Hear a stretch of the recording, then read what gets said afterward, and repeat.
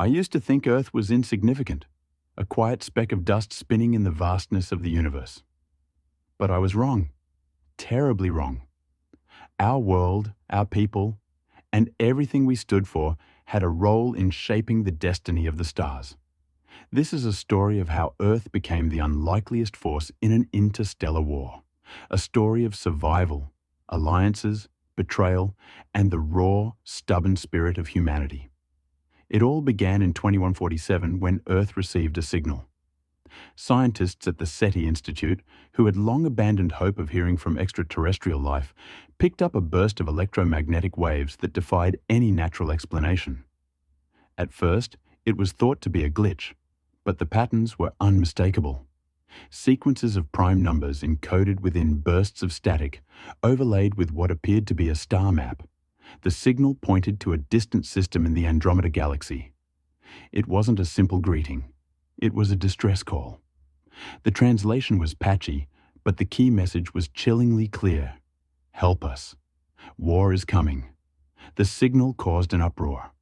Politicians dismissed it as a hoax, religious groups saw it as a divine test, and conspiracy theorists insisted it was a ploy by secret world governments. But deep beneath the skepticism, the scientific community knew one thing. The signal's origin couldn't have been faked. It came from 2.5 million light-years away. It didn't take long before Earth's fledgling space programs mobilized.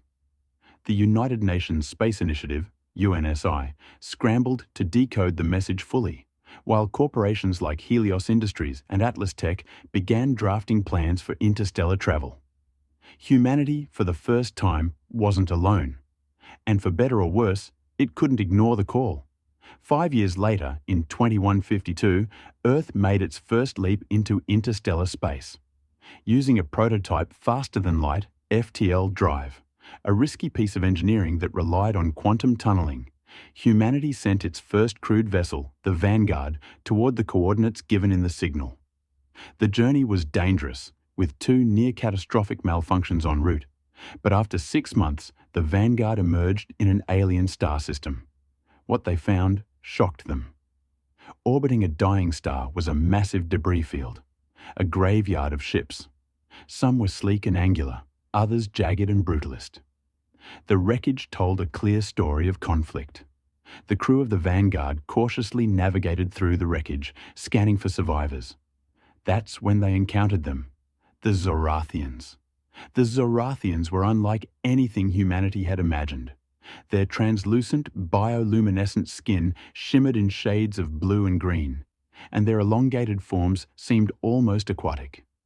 They communicated through telepathic pulses, allowing for near instantaneous understanding. Their leader, Commander Liek, explained the situation. The Zorathians were once a proud interstellar empire, peaceful explorers who charted the Andromeda Galaxy. But they had been nearly exterminated by an aggressive species called the Draliks, a warlike race of reptilian humanoids bent on conquering and assimilating other civilizations.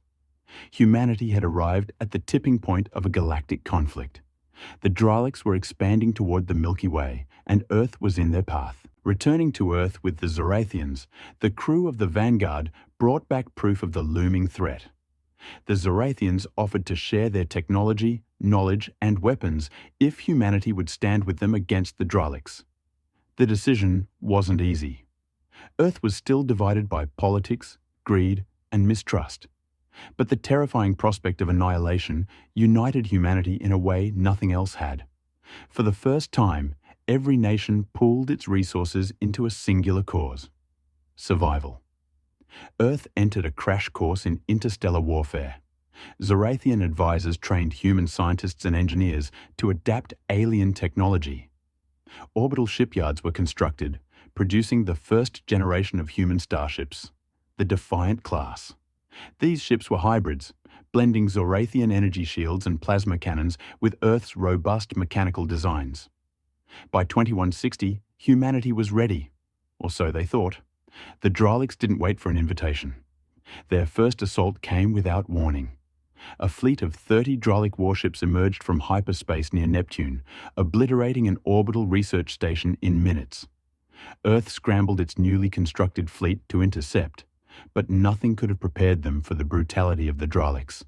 The battle was chaotic. Dalek ships were fast and heavily armed, their weapons slicing through human hulls like paper. Earth's ships fought valiantly, relying on strength in numbers and Zorathian shielding. But it wasn't enough. Of the 50 human ships deployed, only 12 returned. But the battle wasn't a complete loss. For the first time, the Daleks faced resistance from a species they deemed primitive.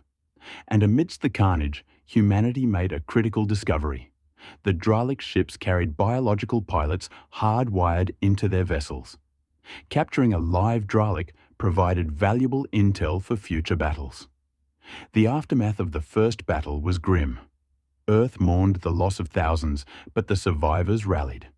The captured Dalek revealed horrifying truths. The Daleks didn't conquer for resources or survival. They conquered for dominance.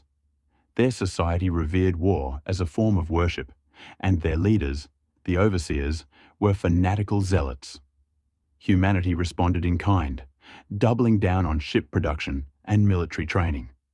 Zorathian technology was reverse-engineered, allowing Earth to produce devastating new weapons like the quantum disruptor, capable of collapsing enemy shields in seconds. Meanwhile, alliances formed with other minor species hiding from the Daleks, including the insectoid Cerix and the avian-like Crenari. Earth was no longer fighting alone. It had become the heart of a growing coalition, a beacon of resistance against the Dalek Empire. In 2173, the tide began to turn. By now, humanity's fleet had grown exponentially, boasting the advanced echelon-class battleships. The Zorathians, once dwindling in number, found renewed strength in humanity's tenacity. Together, they launched Operation Dawnfire, a daring counteroffensive into Dalek territory. The operation was a gamble. A combined fleet of human, Zorathian, Cerix, and Crenari ships launched a surprise attack on the Dalek stronghold of Kavaris, a heavily fortified planet believed to house the Overseer's War Council. The battle was the largest the galaxy had ever seen.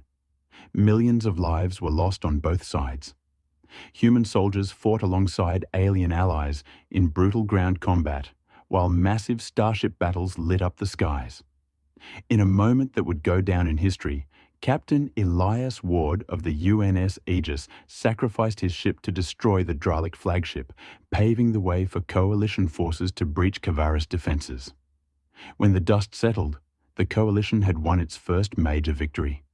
The Overseer's Council had been destroyed, and the Daleks were thrown into disarray. The war raged on for another decade, but the coalition's momentum was unstoppable. By 2185, the Daleks were pushed back to their homeworld. Refusing to surrender, they detonated their planet's core in a final act of defiance, eradicating themselves and leaving their empire in ruins. The galaxy was free, but the cost was staggering. Billions had died, and entire worlds lay in ruins. Yet, through the ashes, humanity emerged stronger than ever. Earth, once a backwater planet, was now a galactic power, a symbol of resilience and hope. The Zorathians, now rebuilt, honored humanity with a place on the Galactic Council, a governing body formed to ensure peace. Together with their allies, humans ventured further into the stars, exploring new worlds and forging new alliances. But even in peace, one truth remained.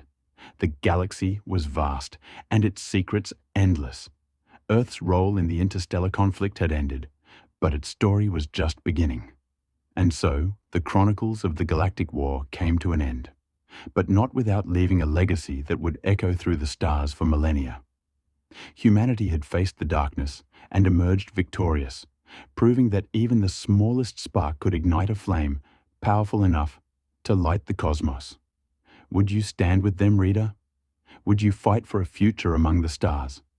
The galaxy is vast, and its battles far from over. Perhaps one day you will find your own role in the chronicles of the stars.